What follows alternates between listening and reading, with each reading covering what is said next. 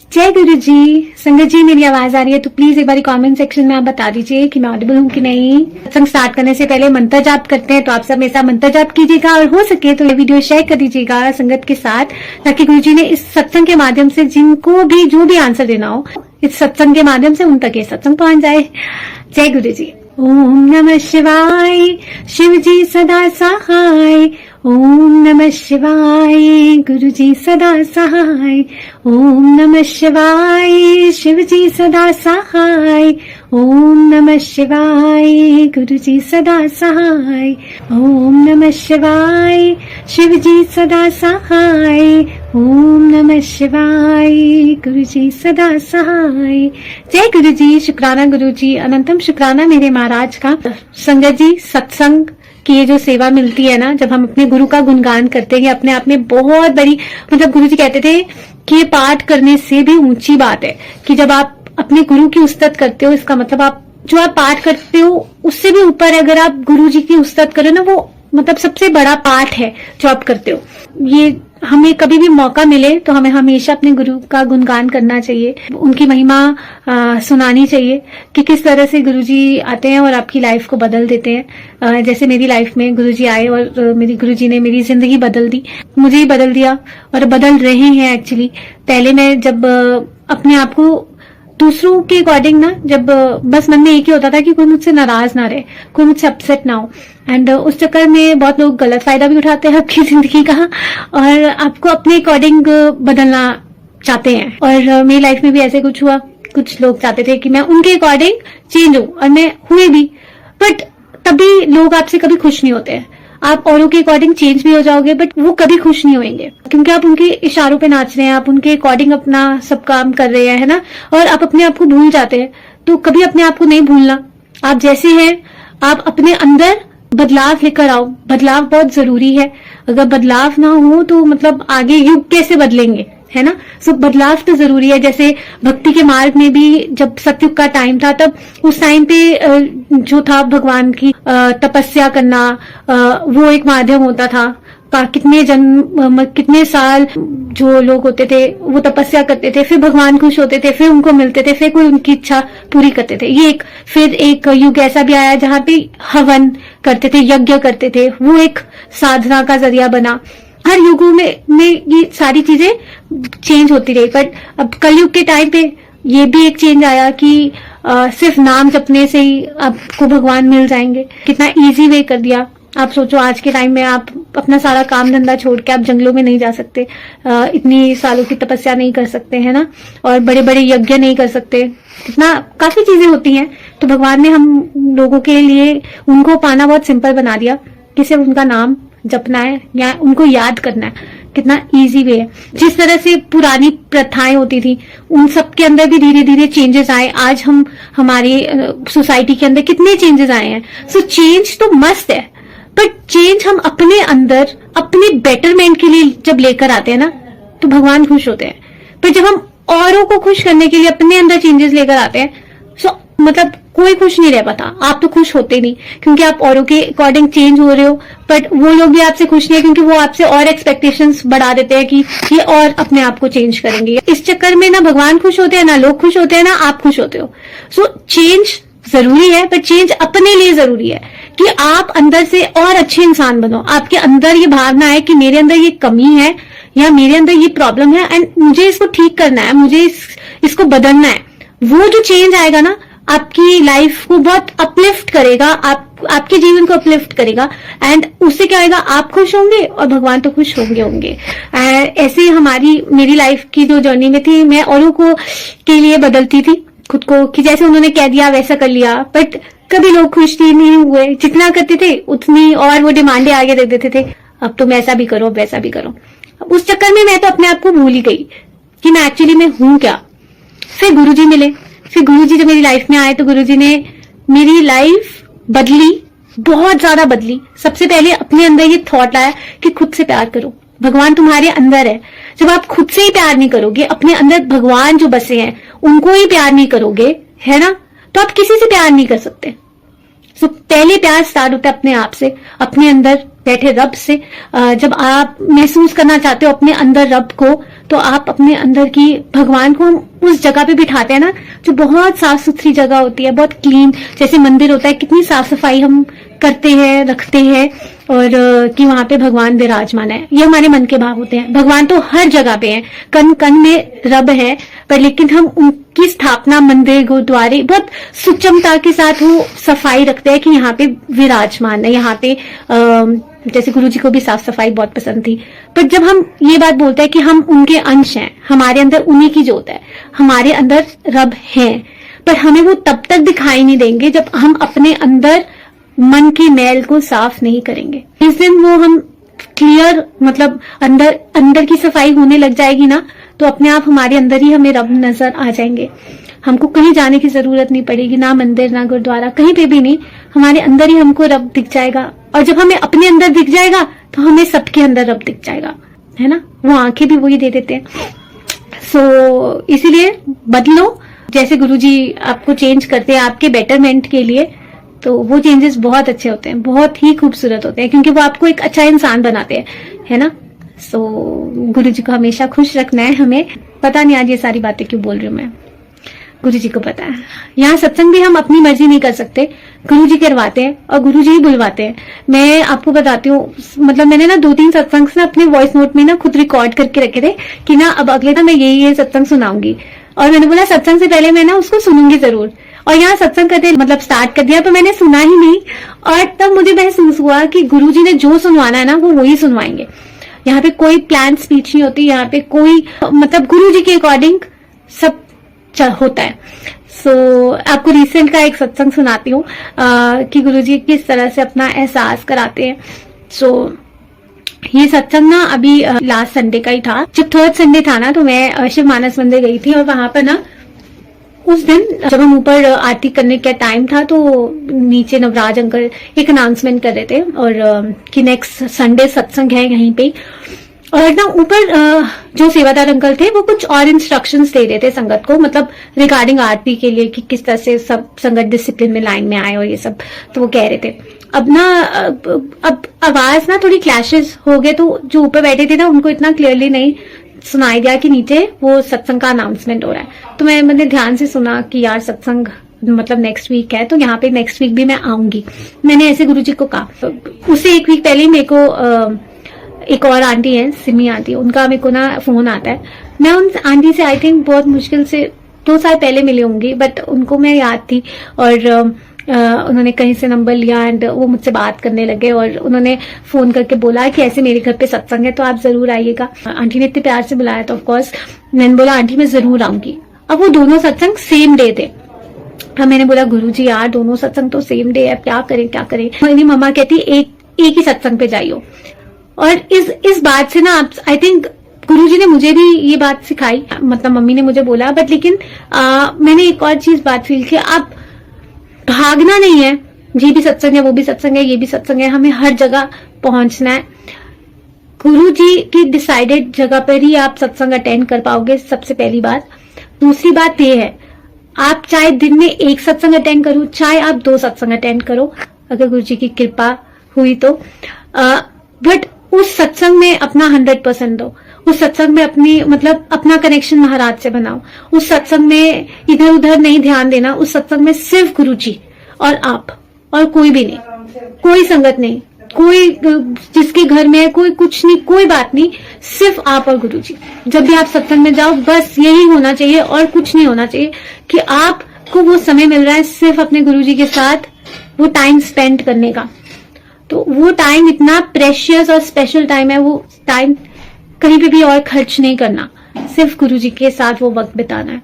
चाहे वो 2 घंटे हो, चाहे वो 10 मिनट हो, आपको 10 मिनट बैठने का मौका मिले, चाहे आधा घंटा मिले, चाहे 1 घंटा मिले, बट वो जो टाइम पीरियड है वो सिर्फ आपका और आपके गुरुजी का है।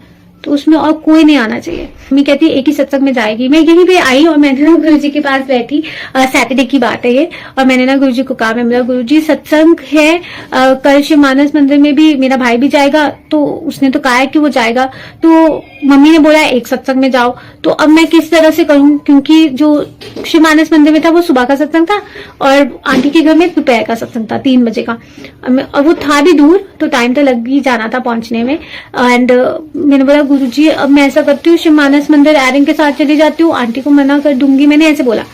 मैं यहाँ पे बैठ के गुरुजी से बोल रही हूँ, मैं बोला गुरुजी बताओ ना, आंटी को मना कर दूं या मेरे को लेकर जाओगे उनके घर। उसी टाइम पे यहाँ पे आप देख रहे होंगे, यहाँ पे छोटे स्वरूप है, एक स्वरूप है रेड चोले में गुरुजी का, छोटा पॉकेट स्वरूप, तो वो स्वरूप अपने आप ना नीचे गिर गया। और मैंने बोला गुरुजी आपने क्या जीरकपुर जाना है आंटी के घर पे, मैंने ऐसे ही बोला, और मैंने स्वरूप उठाया, मत्था टेका। उसी टाइम उन्हीं आंटी का फोन आता है मुझे, और मैं शॉक थी। मैंने अभी गुरुजी से बात बोली और मतलब आंटी का फोन आया। आंटी कहती बेटा मैंने ना आपको रिमाइंड कराने के लिए फोन किया कि कल सत्संग है, आपने आना है, आप आओगे ना। उन्होंने ऐसे पूछा आप आओगे ना, इतने प्यार से पूछा, और मैं मुझसे ना ही नहीं बोला गया, और मैंने बोला हाँ जी आंटी मैं जरूर आऊंगी। हाँ मैंने फोन रख दिया। तो मैंने ये बात सोची, मैंने बोला यार शिव मानस मंदिर फिर रहने देती हूँ, सीधा आंटी के घर सत्संग में चल जाऊंगी। फिर मैंने मम्मी को भी ये बात बोल दी। एंड नेक्स्ट डे अंदर से बहुत बुरा लग रहा था कि अगर मेरा भाई शिव मानस मंदिर में उतरेगा और मैं नहीं उतरूंगी, मुझे बहुत बुरा फीलिंग आएगी। मैंने ना ऐसे गुरुजी को बोल रही थी। And any how next day हुआ, संडे हुआ, पर हम सब लेट ही इतना उठे कि हम शिव मानस मंदिर जा ही नहीं पाए। मतलब टाइम काफी लेट हो गया था। अगर हम यहाँ से निकलते न्यू चंडीगढ़ से तो हमें पहुंचते पहुंचते घंटा लग जाना था, और मतलब तब तक सत्संग खत्म हो जाता। एंड हम फिर हमारे मतलब मेरा भाई कहता रहने देते, कोई बात नहीं, तू जीरकपुर हो आई, मतलब वहां पे आंटी के घर सत्संग हुआ हो। एंड ऐसे गुरुजी का देखो प्लान हुआ कि मतलब मैं शिव मानस मंदिर जा ही नहीं पाई। ये तो पहले वहीं पे जाने का सोचा था, तो गुरुजी ने मुझे वहां पे ब्लेसिंग्स देनी होंगी, और ब्लेसिंग्स एक्चुअली दी भी। सो एक दिन पहले सैटरडे को हम ना किसी फंक्शन पे भी जाना था, तो हम लोग रास्ते में जा रहे थे, और मैं ऐसे सोच रही थी, मैंने बोला इस बार नया साल का ना, पिछले 2-3 साल से मुझे नए साल का कैलेंडर ही नहीं मिल रहा, बिल्कुल भी नहीं मिला। सो मैंने ना मन में ऐसे सोचा, मैंने बोला इस बार ना मैं रेड बिशप या एकम चांग ना नए साल का कैलेंडर मिलेगा ना, मैं जरूर लूंगी। मेरे को हर बारी मतलब मुझे मिला ही नहीं। क्या होता है गुरुजी की कृपा से, जब मैं वहां पे सत्संग में गई थी संडे को, एंड वहां पे गुरुजी ने जो ब्लेसिंग्स थी, वो ब्लेसिंग्स आप समझ सकते हो, वो एक नए साल का कैलेंडर ही था। एंड शुक्राना, जो मेरे मन में बात चल रही थी, अब मुझे पता नहीं आगे मुझे मिलना है कि नहीं मिलना, बट गुरुजी ने उससे मुझे वो कैलेंडर अपना प्रसाद दिया नए साल का, तो थैंक यू गुरुजी। जो गुरुजी आपके पल पल की बात सुनते हैं, he listens to you every moment, हर सेकेंड वो आपकी बात सुनते हैं, हर सेकंड। शुक्राना मालिक का। और उस दिन एक और सत्संग हुआ, जब मैं बैठी ना तो वहां पे गुरुजी का एक छोटा सा स्वरूप था, वो रॉकस्टार वाला स्वरूप था। ये वाले मतलब ये छोटा सा स्वरूप था, और इसके ऊपर रेड कलर की चुन्नी थी, एंड गुरुजी साथ में येलो चोले में बैठे हुए थे। अब क्या होता है संगत जी, मेरे को ना बैठे बैठे एकदम से याद आता है वो सत्संग, ये तीनों कलर्स देखकर। एक बारी ना मैं किसी शादी पे जाना था, मैंने ये सत्संग मैंने पहले भी सुनाया, बहुत बार सुनाया होगा शायद, बट पता नहीं आज मन कर रहा है फिर से सत्संग सुनाने को। सो मैंने एक शादी पे जाना था, और उस दिन थर्सडे था। एक आंटी है, उनके घर पे एवरी थर्सडे सत्संग होता है, मैं जाती थी। तो उस दिन शादी थर्सडे की थी, तो मम्मी कहती है आज सत्संग मत जा। तो मैंने बोला नहीं सत्संग तो मैं जाऊंगी, थोड़ी देर में आ जाती हूँ। मम्मी कहती फिर तुझे तैयार होने में भी टाइम लगेगा, तो तू रहने दे। मैंने बोला नहीं मम्मी थोड़ी देर में आ जाऊंगी। तो उसे मैंने येलो सूट ही पहना था। सो मैं फटाफट गई, मैंने मम्मी कहती ठीक है पूरे 7 बजे वहां से निकल लियो। मैंने बोला ठीक है। मैं गई सत्संग में, वहां पे अंदर मत्था टेका, गुरुजी रेड चोले में सामने बैठे हैं। मैंने मत्था टेका, मैंने बोला वाह गुरुजी आज तो आप बहुत ही हैंडसम लग रहे हो, बहुत सुंदर लग रहे हो। और मैंने बोला गुरुजी आज ना मुझे शादी पे जाना है, तो आप मेरे साथ चलना, और ब्लैक कलर का ना सूट पहनना। मैंने गुरुजी को बोला, मैं बोला आप ना ब्लैक कलर का सूट पहनो, कोट पैंट पहनना, बहुत अच्छे लगोगे आप, तो आप मेरे साथ चलना। मैंने ऐसे गुरुजी को कहा। अब ये बात बोली, और फिर मैं वहां पे बैठ गई और गुरुजी के साथ बातें करने लगी, गुरुजी का सत्संग सुनने लगी। 7 बज गए। अब 7 बज गए तो मैंने बोला गुरुजी 7 बज गए। मैंने मत्था टेका, मत्था टेकने के बाद फिर मैंने बोला गुरुजी अब चलो बिना प्रसाद खाए मुझे जाना पड़ेगा, और क्योंकि मम्मा ने बोला है कि 7 बजे तुम्हें आना है। मैंने मत्था टेका, मैं उठने लगी, इतने में सामने से देखा ये आंटी चाय प्रसाद लेकर आ रहे थे और फिर आंटी ने मुझे बोला कि प्रसाद खाओ आप। तो फिर मुझे प्रसाद मिला, गुरुजी ने मुझे प्रसाद खिलाया, बिना प्रसाद खिलाए मुझे भेजा ही नहीं गुरुजी ने, शुक्राना गुरुजी। और मैं खुश हो गई। और प्रसाद खाने के बाद फिर मैंने आज्ञा ली और मैं निकली, घर पर आके तैयार हुई। तैयार होकर जब जाने लगी, हम शादी पे पहुंचे हैं संगत जी। वहां पर रिलेटिव्स मिले तो मतलब उनमें एक छोटी बच्ची थी तो वो मुझे मिली और कहती दीदी आपको पता है मैं आपका सत्संग सुनती हूँ लाइव। मैंने बोला वाओ वेरी गुड। कहते मुझे बहुत अच्छा लगता है। कहते आपको पता है यहाँ पे कौन है? मैंने बोला कौन है? कहते देखो उस साइड को। तो मैंने देखा, मैं बोला सामने तो फ्रूट स्टॉल है, उसी साइड मेरी मम्मी चाची वगैरह सब बैठे हुए थे। अब कहती ऊपर देखो ऊपर देखो। और मैं देख के शॉक्ड थी। गुरुजी वहां पे मुझे दिखाई दिए। गुरुजी पहले सामने मुझे दिखे। मैंने कहा था ब्लैक चोले में आना, तो गुरुजी ब्लैक चोले में वहां पर हाँ सत्संग में मैंने ये भी बोला, मैंने बोला गुरुजी आप क्या चेंज करोगे? आप रेड में भी इतने खूबसूरत लग रहे हो, रेड में साथ चलना, कोई बात नहीं। पर मेरे मन की इच्छा है ब्लैक पहन के चलो, बट अगर नहीं चेंज करना तो कोई बात नहीं, आप रेड में भी बहुत सुंदर लग रहे हो, ऐसे ही चलो यहाँ से। एंड सामने क्या देखते हो गुरुजी ब्लैक चोले में मतलब गुरुजी का स्वरूप लगा है। फिर सामने फिर से देखती हूँ तो एक साइड और साथ में रेड चोले में स्वरूप लगा है गुरुजी का।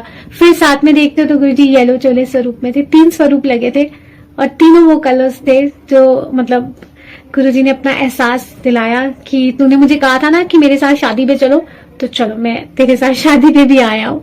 एंड जो कलर्स मैं वैसे बोल रही थी गुरुजी उसी कलर्स में आए, ब्लैक चोले में, फिर रेड चोले में एंड येलो चोले में भी थे, क्योंकि उस दिन मैंने मतलब येलो पहना था तो गुरुजी ने मुझे वो ब्लेसिंग भी दी मैचिंग वाली। सो ऐसे हमारे गुरुजी कि हर पल जो अपना एहसास कराते हैं ना, that is so so so beautiful कि शायद लफ्ज नहीं मिलेंगे उसको बयां करने में। सो शुक्राना गुरुजी का।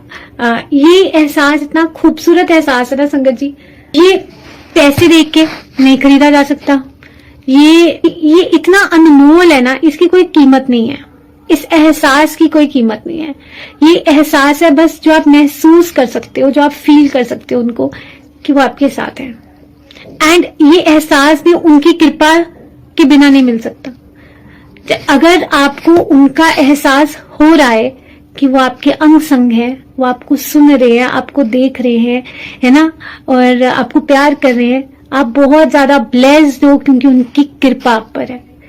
अपने आप को बहुत बहुत बहुत ज्यादा ब्लेस्ड महसूस करना, क्योंकि सच में रब का ये एहसास महसूस करना ये बहुत बड़ा खजाना है सच में संगत जी। और मेरे को तो ऐसा लगता है कि ये कभी खत्म ना हो, ये एहसास कभी खत्म ना हो कि हमारी रब, हमारे गुरुजी हर पल हमको देख रहे हैं, हमको सुन रहे हैं, हमको प्यार कर रहे हैं, हमको अपनापन महसूस कराते हैं कि मैं तेरा हूँ एक्चुअली।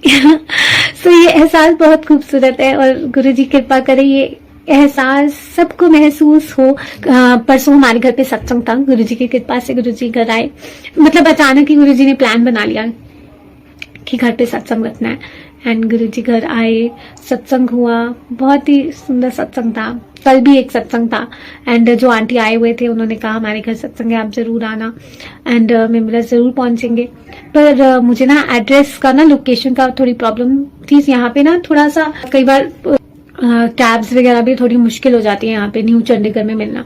लोकेशन मतलब एड्रेस था बट एग्जैक्टली लोकेशन नहीं थी। तो और वहां पे आंटी का सत्संग स्टार्ट हो गया। मैंने कॉल किया, मैंने बोला मुझे लोकेशन भेज दो। उन्होंने भेजी बट फिर भी मैं कैब नहीं करवा पा रही थी। और वो कहते हैं आंटी ये तो बिल्कुल पास है आपके घर से। तो मैंने बोला अच्छा।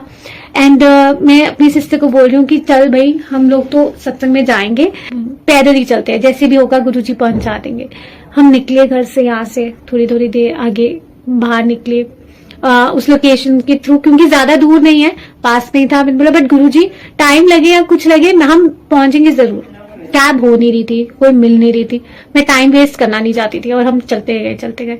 अचानक से एक ऑटो आ गया। इस साइड को ऑटोज भी नहीं आते हैं, बट अचानक से एक ऑटो आ गया और ऑटो वाले भैया को बोला कि प्लीज हमें यहाँ आगे तक जाना है तो छोड़ देंगे। तो उन्होंने बोला हाँ जी। एंड वो बिल्कुल वॉकिंग डिस्टेंस में, इतना पास में था मतलब उनका घर, हमें पता भी नहीं चला। मैंने बोला गुरुजी मुझे लग रहा था आधा घंटा लग जाएगा आपके दरबार में पहुंचने के लिए। और गुरुजी ने मतलब 5 मिनट लगाए और हमको पहुंचा दिया। सो शुक्राना। जब उनकी कॉलिंग है ना तो आप पहुंच जाओगे सत्संग में।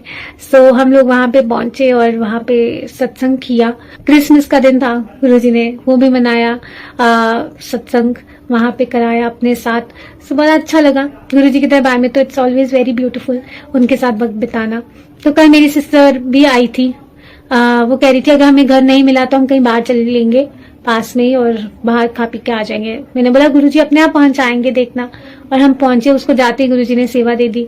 वो सेवा पे बैठी और फिर उसके बाद कल गुरुजी ने उससे सत्संग करवाया, शेयर करवाया। एंड उस सत्संग की ब्लेसिंग्स, जो उसने सत्संग शेयर किया उसकी ब्लेसिंग्स उसको आज मिली। कल उसने अपने देवर का सत्संग शेयर किया था कि गुरुजी ने उसको बहुत बड़े एक्सीडेंट से बचाया और मतलब ब्लेसिंग्स दी और उसको न्यू लाइफ ब्लेस करी। एंड अभी भी रिसेंटली उसके हमें पता चला, MRI कराया था तो पता चला उसके ब्रेन में क्लॉट्स बन गए हैं और वो मतलब डॉक्टर्स ने कहा कि बहुत सीरियस ये चीज है एंड वो कभी भी फट सकते हैं, तो आप PGI रेफर किया। सो आज PGI जाके दिखाया। कल देखो, कल जो हम सत्संग करते हैं ना, गुरुजी एक्चुअली में किस तरह से कल्याण करते हैं ये गुरुजी को पता है। सो कल वो अपने देवर का ही सत्संग शेयर कर रही थी एंड आज गुरुजी ने जब डॉक्टर्स को दिखाया तो डॉक्टर्स ने बोला कि इसका कुछ भी इफेक्ट नहीं होगा एंड मतलब जैसे कुछ हुआ ही नहीं है। एंड जो पहले डॉक्टर्स थे वो कह रहे थे कि इट्स वेरी सीरियस, कि वो कभी भी फट सकता है बिकॉज और मतलब बहुत सीरियस चीज है ये। एंड जो आज PGI में डॉक्टर दिखाया, क्योंकि कल बड़े डॉक्टर के पास वो आए थे ना गुरुजी के पास, सो आज यहाँ पे जो डॉक्टर्स थे PGI के, उन्होंने बोला कुछ नहीं है, एक्सरसाइज करो, सब ठीक हो जाएगा। तो देखो संगत जी, जब हम सत्संग करते हैं आपको नहीं पता गुरुजी किस तरह से ब्लेसिंग्स देते हैं। कल उसका सत्संग शेयर किया, आज उसको ब्लेसिंग्स दिए गुरुजी ने एंड होपफुली वो अब जल्दी और ज्यादा जल्दी ठीक हो जाए। सो गुरुजी का शुक्राना।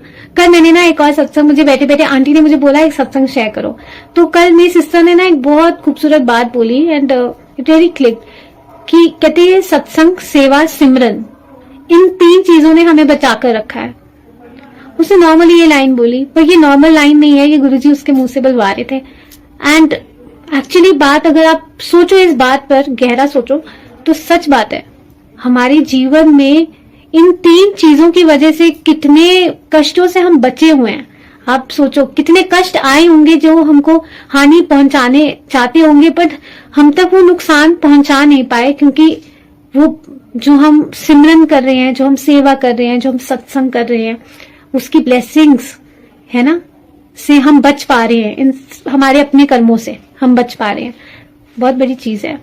सो अचानक से मुझे सेवा पे मुझे एक सत्संग याद आ गया। तो मैंने आंटी को बोला मैं जरूर सुनाऊंगी। आज फिर से आप सबके सामने वही सत्संग शेयर करती हूँ कि कभी भी आपको सेवा मिले तो आप मना ना कीजिए। हाँ मतलब कई बार पॉसिबल होता है, कई बार नहीं, मतलब बट कोशिश कीजिए कि जैसे बिल्कुल आप कर सकते हो ऐसे। बट कई बार होता है कि हमें लेट हो रहा है या कुछ है, उस चक्कर में हम नहीं कर पाते, हम मना कर देते हैं।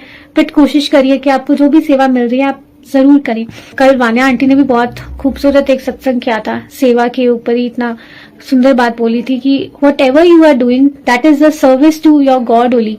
कि आपका जो भी काम आप कर रहे हैं, है ना, चाहे आप गृहस्थी संभाल रहे हैं, गृहस्थी का कोई भी काम कर रहे हैं, वो सेवा ही है। आप यहाँ पे बैठ के सत्संग सुन रहे हैं, वो भी गुरु जी की सेवा है। And it was so beautiful, मुझे बहुत अच्छा लगा वो सुनकर कि सच में हम सेवा ही कर रहे हैं। पर भावना अगर हमारी यही है ना, कि हम गुरु जी आपकी सेवा कर रहे हैं। ये जो हम गृहस्थी में आपने हमें लोग दिए हैं, हमारे मम्मी पापा, भाई बहन, बच्चे, हस्बैंड, वाइफ, ये सब आपके दिए हुए हैं और इनकी जो भी हम सेवा कर रहे हैं वो आपकी ही सेवा है ना। जब हमारे मन में ये भाव होगा तो हम एक्चुअली वो सारी बात तो भावना की है, सो भाव की है। सो आप जब उनको समर्पित कर देंगे अपने सारे काम, तो वो उन्हीं की सेवा है। कल एक सत्संग जो मैंने शेयर किया था कि एक बारी मैं ना लॉकडाउन के टाइम के आसपास की बात है, उस दौरान ओपन सत्संग इतने नहीं हो रहे थे, कुछ कुछ हो रहे थे। एंड मतलब लॉकडाउन खत्म हो गया था उसके बाद की बात है, बट थोड़ा टाइम लग रहा था ना, इतनी जल्दी ओपन सत्संग नहीं हो रहे थे। सो मैं गुरुद्वारे गई थी और मैं वहां पे बैठी और मत्था टेका, बाहर निकली और मैं घर जाना था। तो एक सेवादार अंकल ने बोला कि जा कुड़िए जाके सेवा कर लंगर हॉल च। मैंने बोला ठीक है। मैंने मम्मी को फोन किया, मम्मी की ऐसे मुझे उन्होंने कहा है तो मैं थोड़ी देर में आती हूँ। तो मम्मी कहती ठीक है। तो मैं गई और मैंने मतलब मैं बैठी सब्जी काट रही थी, जो बाकी सब कर रहे थे। तो वहां पे कुछ आंटियां थी और वो मतलब गुरुद्वारे में शिवजी जी और पार्वती जी की बातें कर रही थी कि रात को 3 बजे ऐसे उनके दर्शन हुए, मतलब ऐसे वो बात कर रहे हैं शिवजी जी और पार्वती जी की। और मैंने बोला यार गुरुद्वारे में कीर्तन चल रहा है और यहाँ पे शिवजी जी और पार्वती जी की बातें चल रही हैं। एंड मैंने बोला ये तो गुरुजी आपका ही एहसास है ना, कि आप अपना एहसास महसूस करा रहे हो। और मैं खुश होने लगी। वो कहते क्या हुआ तुझे? मैंने बोला कुछ नहीं, बस ये गुरुजी और मेरी बातें। और इतने में एक सेवादार अंकल आए, वो उनके हाथ में एक मिठाई मतलब प्रसाद था, मिठाई का डब्बा, और वो सबको प्रसाद दे रहे थे। और वो प्रसाद में ना गुलाब जामुन थे एंड वो सबको दिया पर मेरे को नहीं मिला। और मैंने बोला गुरुजी आपने सबको प्रसाद खिलाया, मुझे नहीं खिलाया। और मेरे को थोड़ा सा वो लगा। एंड मैं बोला चलो कोई बात नहीं गुरुजी, आपकी इच्छा, आपने सेवा दी, इसका ही बहुत बहुत शुक्राना। फिर मैं बैठी रही, अपना काम करती रही। इतने में एक संगत आई, वो गुरुजी की संगत थी। एंड वो कहते जय गुरुजी आंटी। मैंने बोला जय गुरुजी। कहते मतलब वैसी हालचाल पूछा। फिर कहते आपको पता है कल ना सत्संग है। तो मैंने बोला अच्छा कहाँ पे? तो उन्होंने मेरे को बताया कि यहाँ पे सत्संग है। कहते ऐसे तो ये प्राइवेट इनविटेशन है, मेरी मम्मा को इनवाइट आया था, वैसे तो मैंने आपको देना नहीं था, बट आप यहाँ पे बैठे हो शायद इसीलिए आपको ये इनवाइट भी दिखा रही हूँ। उन्होंने मुझे दिखाया, भेजा नहीं वो इनवाइट, मुझे दिखाया कि आप पढ़ लो।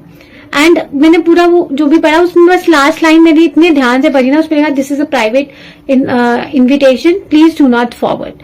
एंड मैंने बोला यार गुरुजी ने तो ये मुझे पढ़वा दिया, अब मैं क्या करूं? और कहते तो मैंने बोला मैं ये जाऊं या नहीं? कहते मुझे नहीं पता। कहते गुरुजी ने आपको पढ़वाना होगा तो इसलिए आपको ये मतलब सत्संग का इनवाइट मैंने आपको दिखाया है।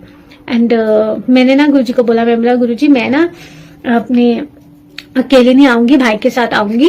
और मुझे पता नहीं अलाउ करेंगे या नहीं करेंगे, क्योंकि उस टाइम पे मैं इतने सत्संग से नहीं जाती थी।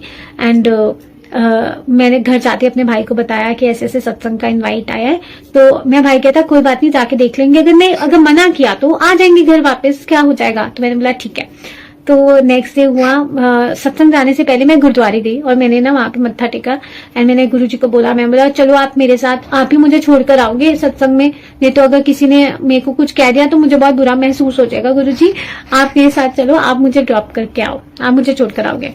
तो मत्था टेका, फिर मैं आज्ञा लेके वहां से घर वापस आई और अपने भाई को बोला तू कैब बुक कर, हम चलते हैं। एंड वो गुलाटी भवन था सत्संग उस टाइम पे। और फिर हम लोग कैब मेरा ब्रदर बुक करने ही लगा था, इतने में मेरे पापा का फोन आया कि मैं उस साइड को जा रहा हूँ तो तुम्हें ड्रॉप कर देता हूँ। तो मेरा भाई कहता ठीक है। तो हम पापा के साथ ही गाड़ी में बैठ गए और पापा ने हमें ड्रॉप किया। रास्ते में शब्द ही हमारी गाड़ी में चलते ही है। अचानक ना डैशबोर्ड पे ना गुरुजी का ना स्वरूप मेरे को ना मतलब ऐसे नजर सामने ही आया। हमारी गाड़ी में आगे गुरुजी का स्वरूप लगा हुआ था। तो मैंने देखा और मैं सोचने लगी, जब हम सत्संग की जगह पे पहुंचे ना उसी टाइम पे मेरे मन में ख्याल आया कि यार हम तो कैब में आने वाले थे, तो गुरुजी अपनी गाड़ी में, क्योंकि वो गाड़ी भी गुरुजी की है, पीछे गुरुजी का मतलब स्टिकर लगा है, गुरुजी अंदर विराजमान है। मैं बोला ये तो गाड़ी गुरुजी की है, गुरुजी तो खुद मुझे छोड़ने आए हैं सत्संग। आप सोचो, मतलब मैं तो कैब में जाने वाली थी पर गुरुजी अपने आप ही मेरे पापा का उस जगह उस डायरेक्शन में पापा का काम आ गया एंड उसी टाइम पापा को जाना था। सो कुछ भी कोइंसिडेंस नहीं होता। सो गुरुजी मुझे छोड़ने गए सत्संग में और जब मैं अंदर गई, मेरा भाई और बाहर सेवादार अंकल थे, तो मैंने उनको बोला, मैंने बोला ये ना ऐसी पूरी बात बताई कि मैं इनवाइटेड नहीं हूँ इस सत्संग में, मुझे ऐसे किसी ने सत्संग का इनवाइट दिखाया, ऐसे गुरुद्वारे में मिले। मैंने पूरी उनको स्टोरी सुनाई एंड वो आंटी अंकल कहते कि आंटी आपको गुरुजी ने बुलाया है, आप मत स्ट्रेस लो, आप गुरुजी आपको लेकर आए हैं। उन्होंने यही बात बोली, कहते गुरुजी आपको लेकर आए हैं, आप अंदर जाओ, प्रसाद खाओ और गुरुजी के पास बैठो। मैं इतनी खुश हुई एंड हम लोग अंदर गए। जाते हमें मतलब सामने जो दरबार लगा था तो उसमें हमारी गाड़ी में जो स्वरूप लगा था ना वो यही वाला था। गुरुजी इसी स्वरूप में वहां पे बैठे थे, मतलब सामने दरबार में बैठे थे। एंड मैंने वो स्वरूप देखा, मैंने बोला यार गाड़ी में भी यही स्वरूप और यहाँ पे भी गुरुजी आपका यही स्वरूप, ये तो कैसे हो सकता है। सो जिन्होंने मुझे बताया कि तू बोल के आई थी ना कि आप ही मेरे साथ चलो, आप ही मुझे ड्रॉप करो सत्संग में, तो देख मैं तुझे छोड़ने आया हूँ यहाँ पे, मैं लेकर आया हूँ। वहां पर एक शब्द चल रहा था, सेवा के ऊपर ही वो शब्द था। वो शब्द में ये था कि सेवा भी वो खुद करवाते हैं, आप नहीं करते, वो खुद करवाते हैं। और उस शब्द से जो मुझे आंसर मिला था वो यही मिला था कि अगर मैं कल वो सेवा नहीं करती तो मैं आज सत्संग में नहीं पहुंच पाती। अगर मैं अंकल को वहां में मना कर देती कि नहीं अंकल मुझे लेट हो रहा है, मुझे जाना है, मैं बाद में कर लूंगी, तो शायद गुरुजी मुझे वो सत्संग ही नहीं देते, है ना, मुझे पता ही नहीं चलना था। क्योंकि अचानक वो आंटी आई थी और सिर्फ उन्होंने दिखाया, उन्होंने सेंड भी नहीं किया, उन्होंने सिर्फ मुझे रीड कराया था वो इनविटेशन, एंड सब गुरुजी की प्लानिंग थी। तो देखो सेवा करने से मुझे एक सत्संग मिला, एंड फिर मैं अंदर दरबार में गई, मत्था टेका, बैठने के बाद में लंगर प्रसाद आया। और तो अब गुरुजी ने मुझे बताया लंगर प्रसाद में क्या खिलाया, मीठे प्रसाद में गुरुजी ने मुझे खिलाया गुलाब जामुन जो गुरुद्वारे में मुझे नहीं मिला था, मेरे आते आते डब्बा खत्म, तो मुझे तो मिला नहीं, बट गुरुजी ने मुझे अपने दरबार में सत्संग में बिठा कर वो गुलाब जामुन प्रसाद खिलाया और प्यार दिया। सो वो उससे मुझे महसूस हुआ कि यार सेवा करने से मतलब और निस्वार्थ सेवा, उसके पीछे कुछ लालच नहीं होना चाहिए कि यार मैंने सेवा किया तो गुरुजी मुझे इस चीज के पीछे क्या देंगे। अगर हमारे अंदर ये चीज चल रही है तो वो सेवा है ही नहीं, वो तो हमारी एक तरह से, हम किसी के पास काम करते हैं तो अपनी हम बस काम की सैलरी मांग लेते हैं ना कि हाँ हमने आपका ये काम किया तो इसके बदले हमें हमारे जो भी हमने मेहनत किया उसके हमें फल दे दो, हमारा सैलरी दे दो। तो जब हम इस भावना से सेवा करते हैं तो वो तो एक जैसे मालिक और नौकर के बीच का हो गया ना, कि हमने किसी के यहाँ काम किया और अपनी मेहनत की कमाई उनसे ले ली।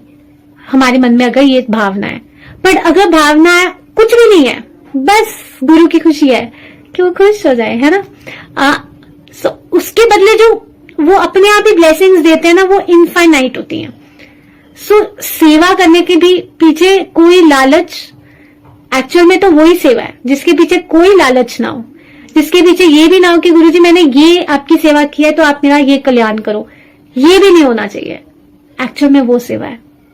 बाकी तो हम तो अपना गिव एंड टेक वाला रिलेशनशिप है कि हाँ गुरुजी हमने ये काम किया आपका तो हमारा ये कल्याण कर दो, हमारी ये इच्छा पूरी कर दो, है ना, क्योंकि हमने आपकी सेवा करी है।